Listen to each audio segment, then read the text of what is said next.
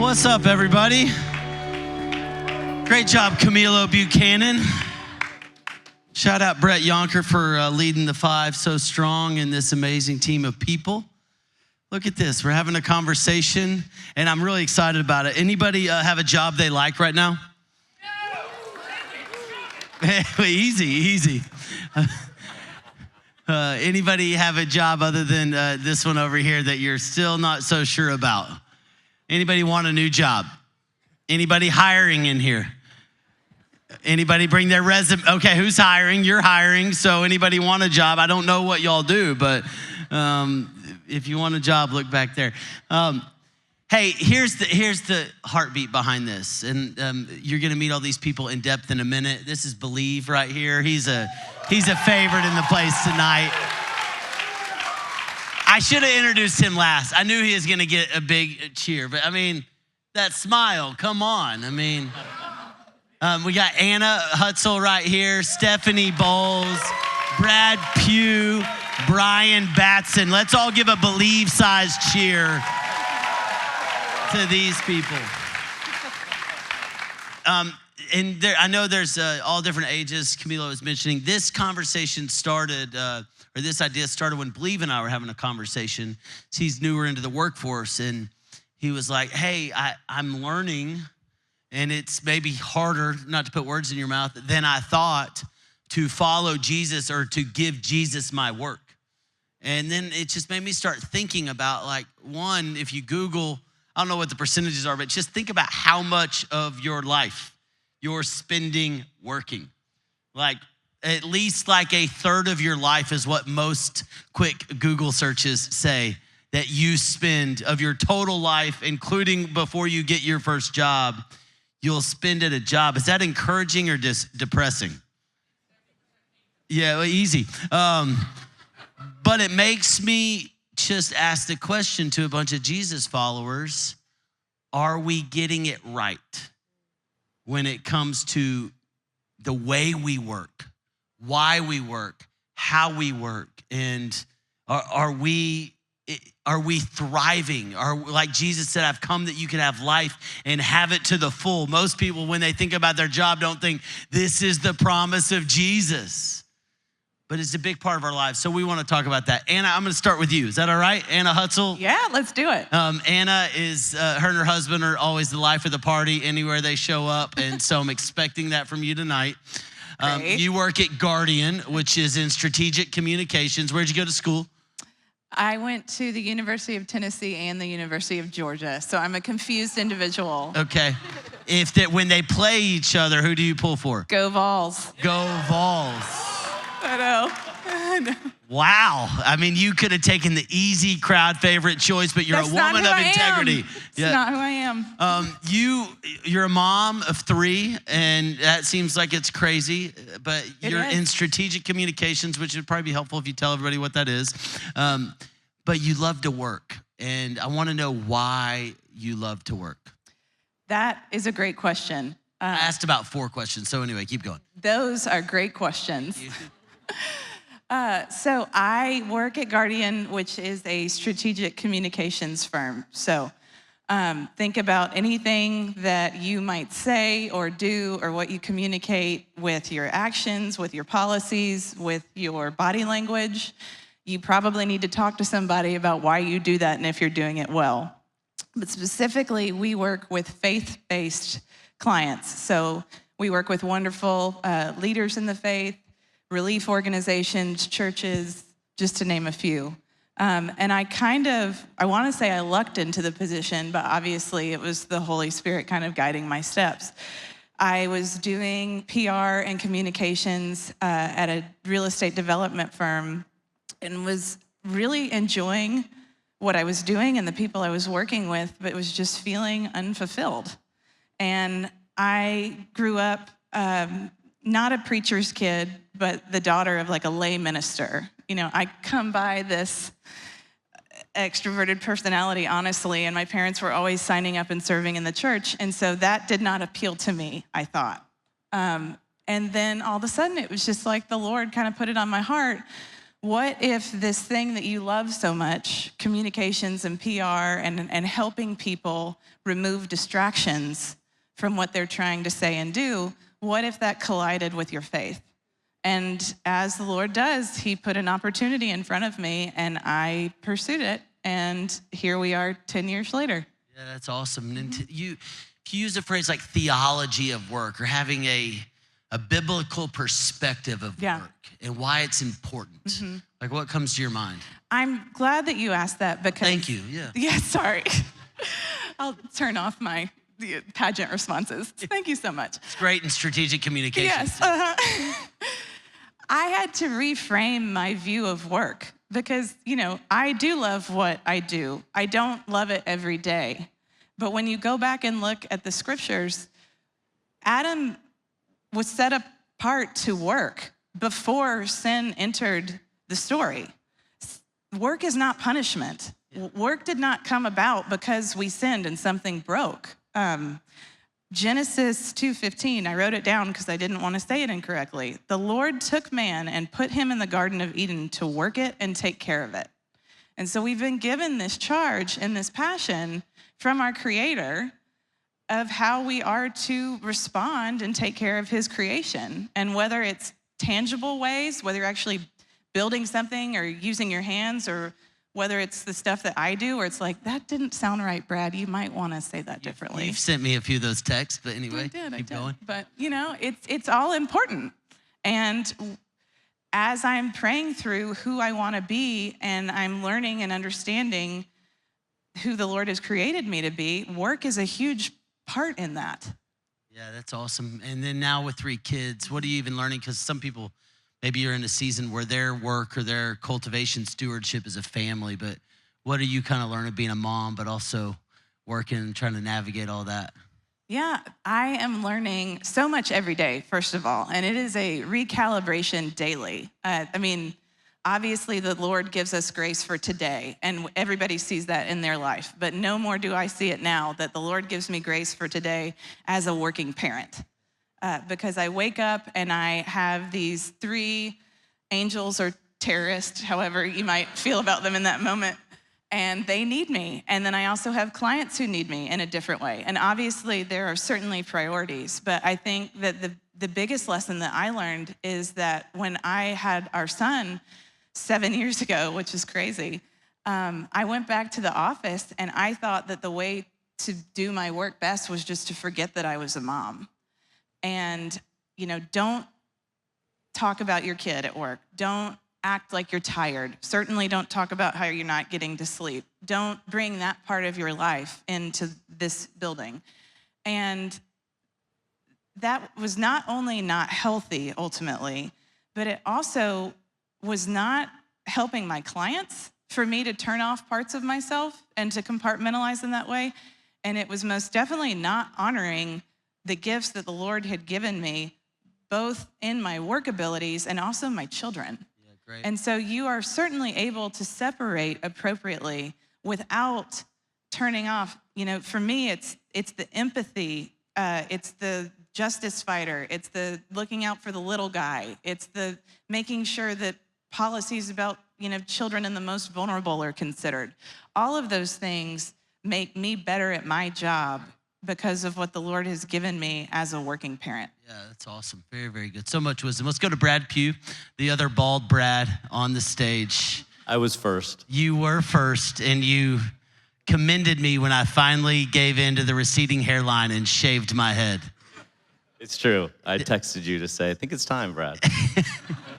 And then I waited like Looks good, doesn't it? I waited like a year.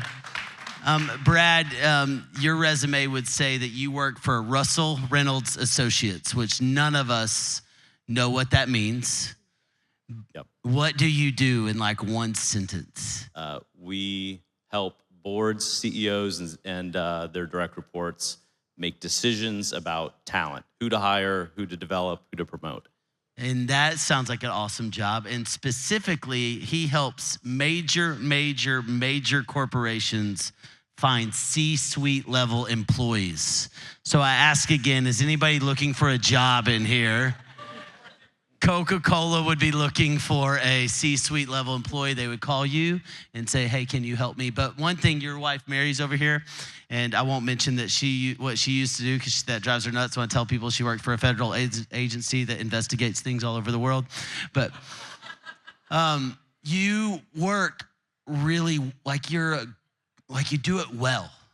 It just seems to me like, you obviously look great, but like you just work well. You're a great employee, business leader. Like when it comes to people like Jesus followers doing well in the workplace, what comes to mind for you?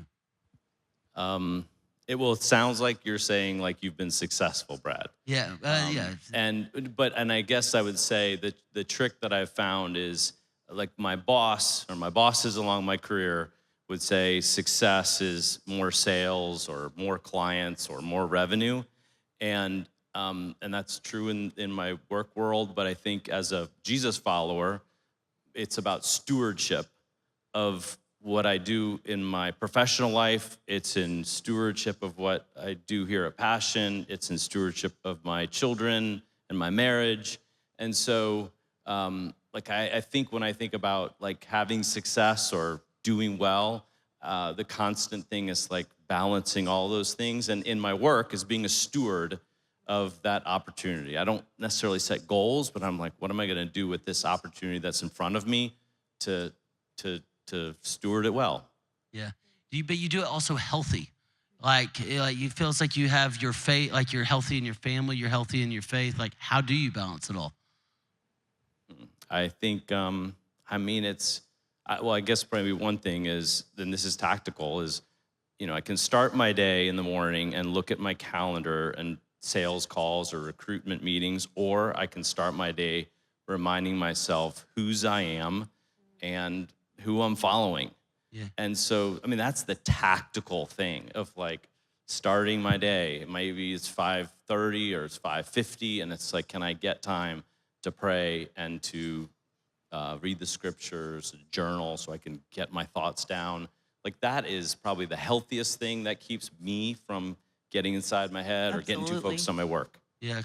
Well, to a lot of the younger people here, like what would you say, because you're in the corporate world and it's not super conducive to Jesus followers all the time. Like how do you stand firm look back over your career? How have you been able to stand firm in your faith while also thriving in the corporate world?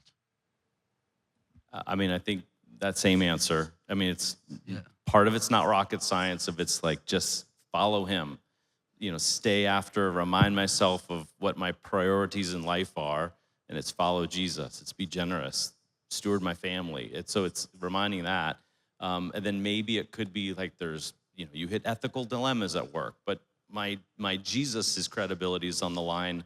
It feels like, so I'm going to do the right thing regardless of the money or whatever. So have you ever felt like an island, like you're the only Jesus follower in a place, or has it been helpful to have friends come along the way to help you? I will say the places where it's been most helpful is where I spot the other Jesus follower when I get there. Like Jesus sent his disciples in twos, right? He didn't send them off on their own, say good luck. So to the point that you can have a brother or sister in Jesus there, or you look across the conference table, like I remember my recent job, like I would always have Bill that I could look at across the table, and he knows what my priorities should be, and I knew his. And just knowing we're in fellowship, and hopefully the way we care for each other, people will see that, and they'll know who is our Father. Yeah, that's awesome.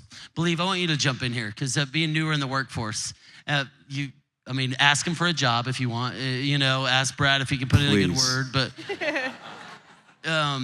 go ahead and quote your resume. Like, this is your moment right now. Like, talk yourself up. Yeah. I've been working at EY for a couple of years. I could use another job. Please, and thank you. What question comes to mind for you? Yeah. I think you talk about work and you do it well, but what about, how do you figure out what you want to do? And also, what if you don't like your job? Like, how do you navigate that kind of thing? Yeah, I don't know about everybody. Like, that's a key element in life, is trying to figure out, what am I good at? And I'd say first, whose you are. So God is sovereign. you're following Jesus, and that gives you enough to do just there. Like, you know whose you are and who you're following. In terms of your work, there's some simple things that I'd say. I mean, early on, there's assessments that you can take. Strengths Finder, which is a Gallup Strengths Finder, was really helpful for me and has always been an element that I anchor on. Number 2, it's wise counsel. Like, who are the smart friends, the wise friends that are around you? Not the rich friends, but the wise friends that can give you insight. What's that career path look like? What do you think about this decision? And then ultimately, like, get started. There's people who get like paralyzed, but is that the right job for me? Is this the right next step? I'm on my 3rd career. It's okay. Like, trust God, have faith, and just take a step, and then you can redirect. But you said, what if you don't like your job? So people often ask, like, is this too soon? Can I quit now? And as a recruiter, I would say, don't quit in less than 2 years, because employers look and they go, does he make bad decisions? Does he not have the fortitude to stick with something? Does he have bad judgment? Was he fired? So that's the recruiter's lens, which is very valid and what we look at. From a believer's lens, you say, when you're in a job you don't like, as believers, we are grown when we're in difficult times, right? Good. So if you're bored, or you don't like your boss, or you're like in the mundane, like, that's also your spiritual life. So you take that moment, you say, God, what do you have me here for? Who do you have me here for? Great. What thing do you want me to learn? And so as I look back on those times, I'm like, man, maybe the regrets I might have is I wasn't more positive and attentive to the thing God had for me in that difficult time. Wow. But don't get stuck. Yeah. Don't stay somewhere 20 years without ever taking the leap of faith to say, what do you have for me next? Because also people don't have faith to take a step. Okay, preacher. Come on, Brad Pugh. Stephanie, I feel like you're about to say something. Yeah, so when he was talking about that, it made me think of my own story and how in Luke it says that you are to be trusted with small things so that you can be trusted with more. Yes. And I feel like so many times, and I don't know if this is anybody else's story, but in the beginning, I had no hope or no idea what I wanted to do, or I thought I was meant to do one thing and I was doing something completely different. But just having Luke in the back of my mind and doing the best I could with what I had and the position I was in and the season I was in set me up to be able to the more to what I had originally hoped for. That's awesome. So Stephanie, her husband Trevante, is right here. He's on our team at Passion City, helps lead Trilla. And by the way, part of this, I just was like, man, I would love for every single one of us to get to go to lunch with these guys. And so it feels like we're kind of getting to do that. But Stephanie works at the CDC, Centers for Disease Control, and she's the smartest person up here. I think that would be safe to say. And Definitely on the couch. Yeah. But one of the things I respect about Stephanie is also that you worked hard to get a position that you wanted. Tell us a little bit about that journey. Yeah, so I had set out and went to college, go Broncos, Western Michigan University. Sorry that we didn't get any cheers, nor did we know. Any Broncos crickets in the house? It's over here. Okay. This is a mitten. This is Michigan for you guys. What did you learn tonight? The mitten of Michigan. Anyway. So I had dreams of going to medical school, and when I graduated and didn't get in, I was pretty crushed, and I was so locked in to what my passion and purpose were, and I thought they were the same thing. I thought my purpose was to go to med school, and my passion was to go to med school. But come to find out, and as going through it, my passion is public health, and my purpose is to love God. Yeah, good. And to bring more people to know him. Yeah. And the goal is to leverage my passion for my purpose. Yeah, yes. And being able to go out in the workplace and, executing my passion every day, working in public health, doing what I do, and also administering to people outside of the church that wouldn't normally meet him. So being the hands and feet of Jesus. And I think, once I realized that and locked into that is to what really, set it off for me. Wow. How often do we get confused with our passion and purpose? Anybody got anything to add towards that, where there's a season of life you thought maybe your purpose was to make a bunch of money or to be at the top of the org chart? Absolutely. I mean, a few years ago, I found myself facing unemployment. And I thought that my identity and my purpose had been taken from me because I was about to lose my job. And then there was this rebuilding that the Lord, in his grace to me, was like, no, you are my daughter. Yeah. You are a child of God. Whether or not you have a job is important, but it is not your purpose. Yeah. And so through that rebuilding, it really changed my priorities and explained that to me in such a hard, painful way, but I will never forget that lesson. Wow, that's awesome. Thank you, Aiden. Let's go to Mr. Batson over here. Brian, we got you up here to just get that age demographic up a little bit. Top of the curve over here. Yeah, you knew it was coming. You knew I had to say I knew it was something. coming. You're a Clemson. I got more hair than you, Brad. Oh. Robert, do not clap for that. I've been there for you. I've walked in life with you. Other people maybe can clap, but not you. Okay. So Brian's a Clemson Tiger. Go Tigers. You want to show us on your hand where Clemson is in the state? Sorry, Stephanie. You're at the Southern Gas Company as the president of the Southern Vice President. What's the right? Your title's Got a long, nasty title. It doesn't really matter. But you're the in last charge. job I held was president of Atlanta Gas Light. That's I now work at the Southern Company Gas, which is the holding company. We own Atlanta Gas Light, Nicor Gas, Virginia Natural Gas. We own utilities, and I help manage them. you're in charge. So that's. Never. But what have you like?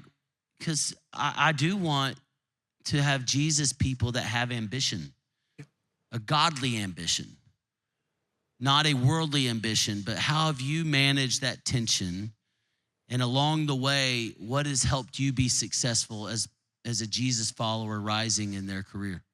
Yeah, Brad, I guess what I would say to the group, first of all, I'm coming up on my 40th year anniversary, so some of you haven't been alive that long, so that's okay. Don't raise your hand if you have, because that'd be a lot of you. I think I sort of bucket it into three areas that I think of. First of all, I think of being purposeful. And when I say purposeful, I'm purposeful at work. What do I plan to do that day? I am a nightmare to live with and be around. I'm planning for the worst case scenario that could ever happen. And I have two backups to the worst case scenario that I could also be ready for. But you want that if I'm delivering natural gas to your house and you want it to come very safely and reliably. But that is just who I am. When we go on vacation, I have a time that we're going to leave. That nobody enjoys that in my house. They hate me for that. But also each day I have to start it out very purposefully. And so when I wake up, first I have to open the Word and read. I do read the Proverbs of that day because I believe they're specifically designed for that. And I pray for the wisdom to answer the questions that will precede me that day in my life and in my work. And so I think purposeful approach to things is important, but also adaptive and being able to shift and move. Every day at work is going to be different. Look, we're flawed individuals. So just being able to adapt to what comes and then do that. And, you know, when I take a job, any job I've ever had, all I want to do is do it really good. That's awesome. And make the person above me look great. Great advice. And a lot of times they will steal the glory. Good for them. I will still do it great because I'm serving the Lord, Wow, come on. not the man. Yeah, that's good. And in the end, the Lord will deliver us to where he needs us to be. And that may not always be that next job or that. There is nothing wrong with being great at what you do and do it for a lifetime. Yeah. There is no bad job. You just need to do one that you can love. And it will allow us to serve as you move within a corporation, as you move within a company. Everybody hopes to make more money. It just allows you to give more generously to the Lord. That's really what it allows you to do, is to support more of what he has. And so But I think you have to have a vulnerability for people when you deal with them. When I'm at work, I talk to folks at work about what's happening in my life. Both of my parents are in long-term memory care. My daddy doesn't know me. My mama doesn't know me on both days. Those are hard days. In this whole room, there's people who have broken families, broken relationships. That's true at work. And when I talk about that, when it's over, I have people come up and say, I can't believe you said that. Can you tell me about that? And then I have a door that's open for Jesus. So you've got to make time and make a way and be purposeful to make a door open for Jesus when you're at work, because there's nothing. One of the best doors to open is like, what are you doing this weekend? Well, I'm going to church. I go to a great church called Passion. Have you ever been? And so it's easy to invite people to church. You don't have to be a witness. Just say, hey, we start at 9:45. That's me. I'm the early guy. We start at 9:30, actually. Yeah, well, that's right, 11:45. Yeah. And so, it's just that open door. Yeah. Be purposeful and walk through it. Yeah. He's opened it for a reason. But I mean, that's true in your job life too. I've always taken the nasty jobs that everybody hated, because you can't do worse than the person before you. Well, I think you're on to something. Brad, I want you to jump in, because you took a turn and you started talking about sharing your faith at work. And this is where Believe and I started talking a little bit about, like, easier said than done. He was like, Brad, like, we're remote workers. We're on Zoom meetings. Should I just like start typing in the chat like Jesus saved my life, and or stay on after the Zoom and see if anybody gets in there and just quickly evangelize? How's that gone for you? But I mean, what comes to your mind, Brad? Easier said than done about sharing your faith at work. Yeah, I think you're doing better than me. I think, I mean, in my line of work, we're pretty isolated type of work, but I do find a kinship.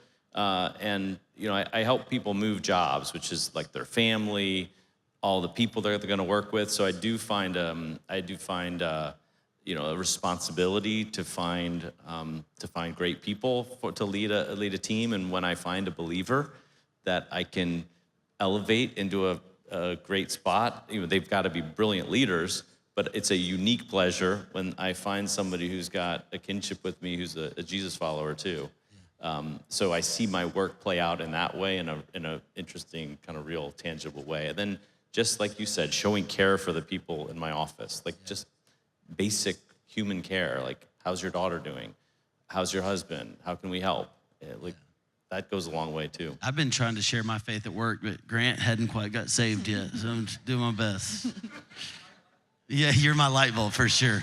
Well, I have something to add to that, Yeah. which is interesting because I've worked with only believers. But I do think sharing your faith at work is something that is hard, and I don't want to minimize that.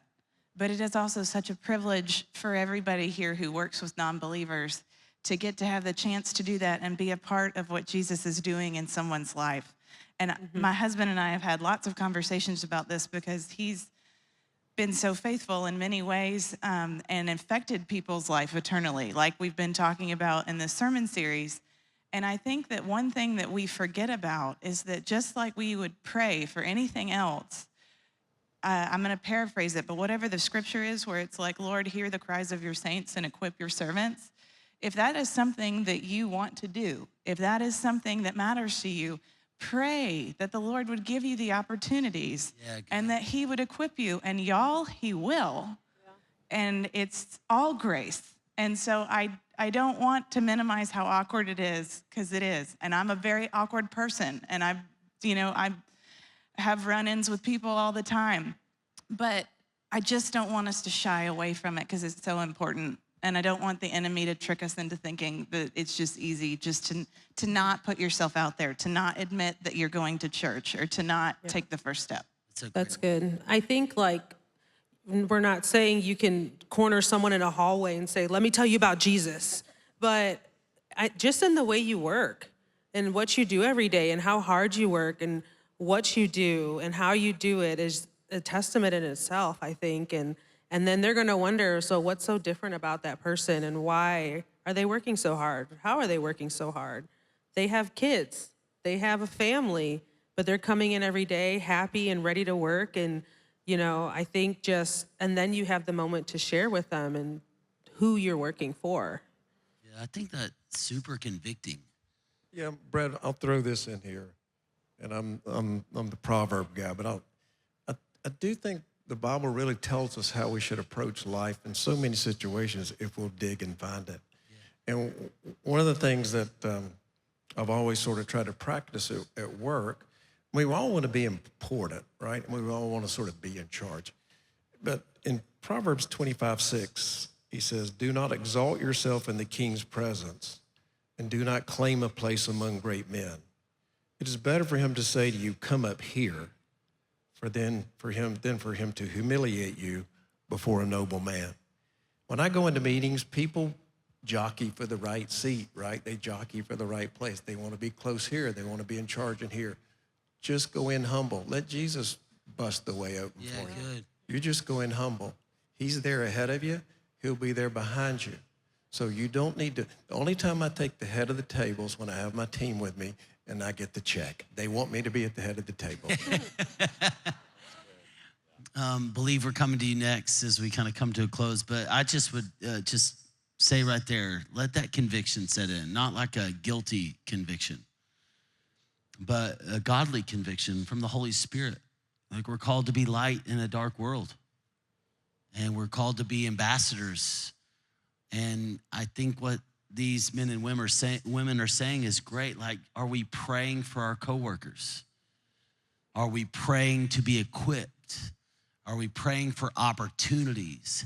And are we even like putting out, it's what you were talking about, Brian, putting out some seed? Like even like mentioning church or asking about people's lives is sowing some seeds that could reap a harvest. You never know. So it is intimidating, but at the same time, it's not all that hard. Believe, I want to come to you. And for sure, I know you kind of helped inspire this conversation, but we've got a lot to learn from you as well. Don't let anybody look down on you because you're young. And what are you learning so early on in your journey? You've been out of Georgia College. I used to always say you went to Georgia Tech, and about 18 times I would tell people you went to Georgia Tech. You went to Georgia College, State University, yes. And we've known each other for a long time. What are some of the things you're learning? What's been easy? What's been hard to be a Jesus guy thrown into the corporate world? Yeah, I think it's definitely been good and hard. I've been just praying about just my heart and how I'm doing work. Am I doing it for the right reasons? Am I trying to, jockey for the right position? And I think I've been thinking about that a lot recently is what are my desires behind this? Like, why am I doing this? Like, why am I working? Am I doing this to elevate my own kingdom or God's kingdom? And I think it's something that, it's hard and it's tricky. And I'm constantly checking myself. Hey, why are you doing this? Are you trying to elevate your name or God's? And when I'm trying to elevate mine, my kingdom won't last, God's will. And I need to realize that that's what I'm working for. I can't work for my kingdom or else it's gonna be gone, in 2 months, but God's kingdom lasts forever. So I think I need to, constantly keep my eye on that. I've been thinking about also like Colossians 3:17. It's like whatever you do, whether word or deed, do it all in the name of the Lord, and and give thanks to the Father through Him. And just we check. I think for me, I always I'm good at doing my quiet time in the morning, and then I go into my office and I forget, that I'm a Christian for 9 hours of the day, and then I come back. I'm like, what did I just do? And I think if we stop compartmentalizing and being a Christian here and not a Christian here, I think there can be real fruit. There's a quick story that I have. was in Boston for work. And, I've been working with this team. It's a very large team. And we were at a work event afterward, and it's this manager that's not technically like on my team, but I work with him a lot. And he just asked me, he's like, so what do you do like outside of work? And I just remember hearing a voice in my head say, tell him about students. And I go, no, that's dumb. I'm not going to tell him that. So I was like, I hang out with my roommates. I cook. And I was like, oh, I sound so lame. And then I look at him and I go, and I also, I lead a group of guys at my church, and his eyes light up. And I go, what's this? And he just starts pouring out his faith journey to me. And I'm like, okay, wait, what? And he looks at me at the end of it and goes, I didn't know there were any other Christians on this project. Wow. And I think if we just listen to the Holy Spirit, listen to those little tug, like that, the little, tug that he pulls on our heart, I think great things can come from that. So, yeah. Okay, believe. Come on. One thing I really did hear from everybody here, and I would say it to the crowd, is you can't do life alone, and you can't do God alone. And so I've got two guys who we prayed together, cried together, and been together for 40 years. They know my stuff. I got stuff. You got stuff. So they can look past that and love me. And they're there for me. And you can't do life, you can't do work, you can't do God without men and women to support you. And they will hold you when you're down and lift you up when you're down and knock you down when you're up. And you need all of that. It's awesome.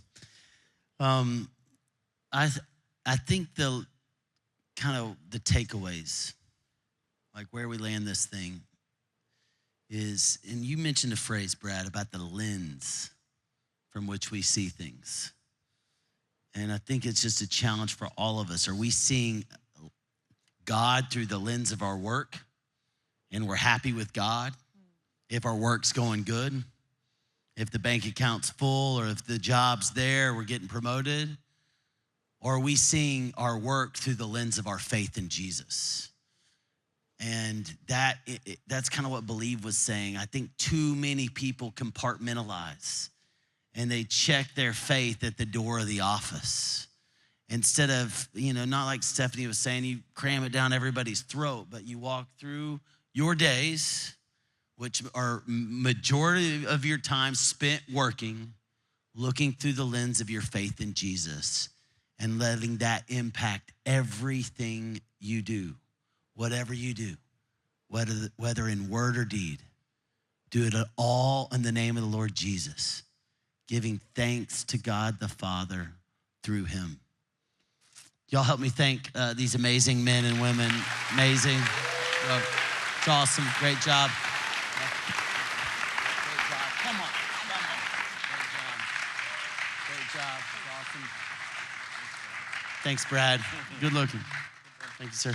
Hey, just as we part, Dana, will you, you live to help people find purpose in their work. Just will you tell people in 2 minutes, what you do and what y'all are, your ministry is trying to do to help people find purpose in their work?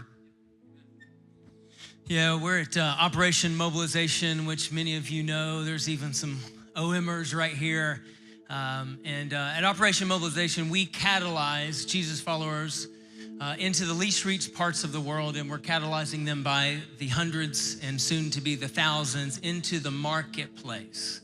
So not support raising, although that's amazing, and we stand on the shoulders of heroes and missionaries that have built our organization, but we can send a couple missionaries a month, but we can send thousands of marketplace workers into the least reached parts of the world to spread the gospel. And we're available to be able to journey with anyone that wants to be able to do that. But I think as I hear so much from the panel today, I think my big takeaway is you don't have to choose between work and mission. You don't have to choose between those two things. Your work is your mission, and your mission is your work. And I think so often we're waiting for the calling to step into the space or the conversation or the geographical part of the world when you're already created for it. It's not the calling, it's the creation. And it's the creation story that we heard about.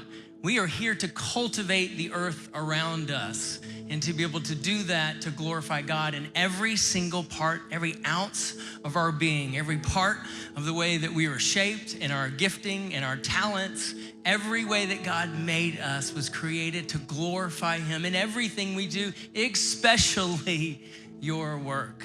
So if that's something that interests you, there's an organization called Operation Mobilization that would love to help you do that where Jesus isn't known at all. Thank you.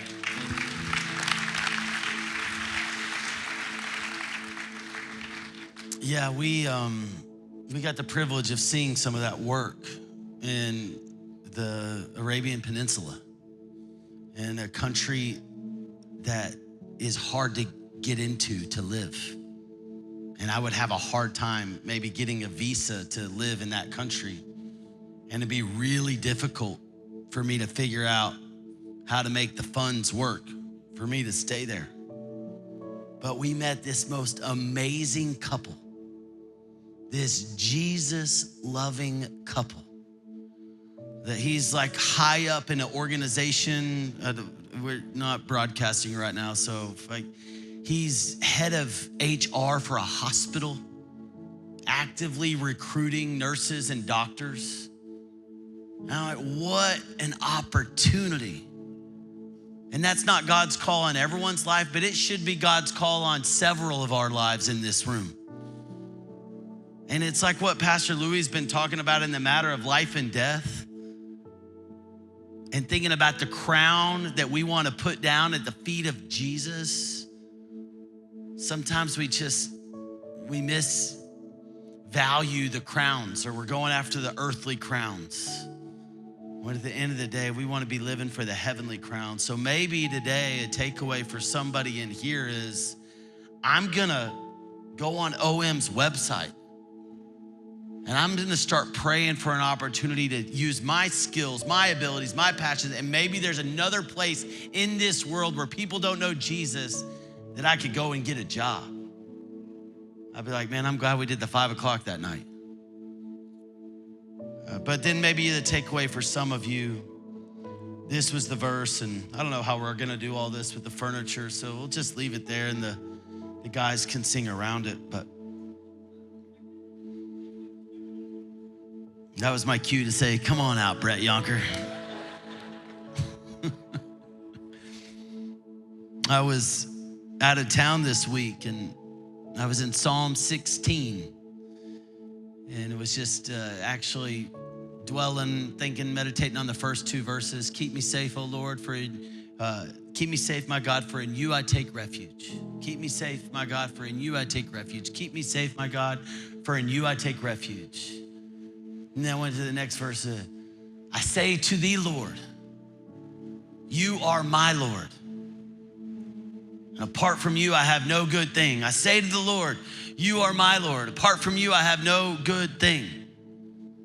And I was walking around like these streets, different city, and God was just speaking to me through this verse. And I was thinking a little bit about the 5, and I was just like singing the song we've been singing, You Are Our God. It's just changing the lyrics a little bit, going, you are my God, you are my God.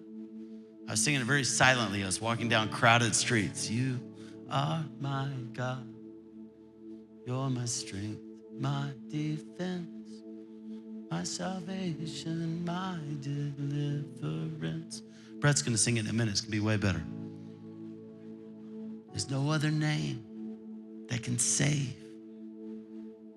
There's no other name that could save. So you are my God. You are my God. So I left Brett a voice memo. I was like, I'm pumped about the 5. I'm thinking about Psalm 16, verse 2. Maybe we should sing, you are my God. You are our God, but sing it with you are my God. Thought I had a worship leader idea. Then I get out, leave the voice memo, pull up Instagram, saw Shelly do a repost of Louis being on the verse of the day. And his whole thing was a different verse in Psalm where he says, I say to God, you are my God. I'm like, man, he stole that from me. He hurt. Or maybe it was actually just another confirmation. And that verse is, I say to thee, Lord,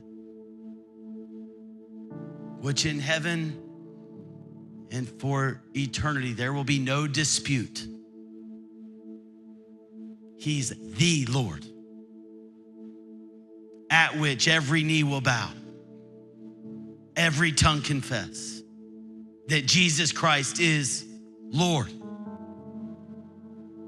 But we get the choice or the chance on earth to let him be the Lord of our lives or not. So when it comes to your work, is the Lord your Lord? Or is the paycheck your Lord? Is the status your Lord? Is the comfort your Lord? Who's calling the shots for why you work and the way you work? What you strive for? Is it all about comfort? Is it all about success? Is it all about you? Or is it about, like Brad was saying, influence and impact and service and humility? So when it comes to the way we live our lives, let's say to thee, Lord, you are my Lord. And I let you call the shots. I do this the way you want me to do it. I do it for your name and for your renown. I would like to be taken care of. It's not bad to have nice things, but more than anything, I want to be a light in a dark world. I want to be like Daniel, who's put in Shadrach, Meshach, and Abednego, who is put in Babylon, but yet shines brightly. I pray that our church would be full of a bunch of Daniels, Shadrachs, Meshachs, Abednegos that shine bright in Babylon. And that happens when we say to the Lord, you're my Lord. So God, I pray for these men and women. Lord, I pray you help them find their lane. For everyone that's not in their lane or doesn't know what they're supposed to do or what you're calling them to, I pray that you help them and lead them and show them, open the doors you want open, close the doors you want closed. Teach them the lessons they need to learn in this season of life. I pray for open doors for sharing your gospel. God, I pray that right now some men and women will feel called to the nations through their work. God, I pray for anybody that's been compartmentalizing it.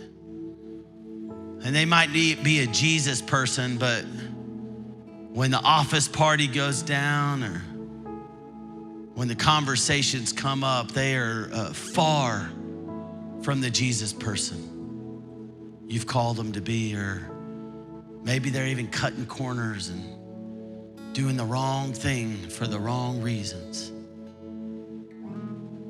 You are my God.